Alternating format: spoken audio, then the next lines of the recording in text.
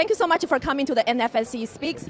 We are CCP enemy number one. They hate us because we have a great leader, Mr. Mao Guo. He's been whistleblowing against the CCP's crimes against humanity. And one of the strategies he said the CCP constantly used is called the BGY. Like blue, meaning like to get the technology forced transfer.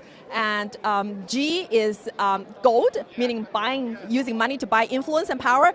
And yellow is sex, bribes. Yes. So tell us, what is your experience with the CCP's BGY plan?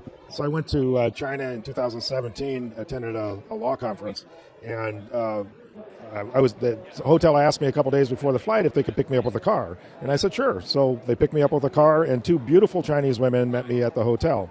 And then they checked me into the hotel. They brought me to the room. Are they from the CCP government? Well, I believe they were. I'm fairly certain they were in hindsight.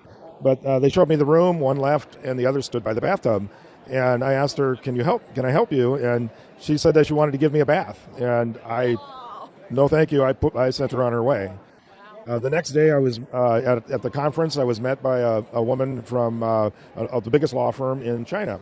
And she invited me to Beijing, and we went to Mao's favorite restaurant right after Tiananmen Square, a 4-hour dinner. We talked nothing about my business, nothing about the technology. She wanted to know, are you married? Do you have kids? Would you like a Chinese wife? Would you like to work for Huawei?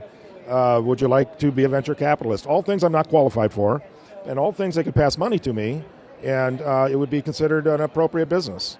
So on one hand, I got the stick, which is, had I jumped in the bath, there's cameras in every one of these hotel rooms. Yeah, it's all wiretapped, and then that would become the tape that will demand your obedience. That's right, and then the money that you get from being a fake venture capitalist or a fake job at Huawei becomes a bribe. So on both sides you have that. I'm a normal guy.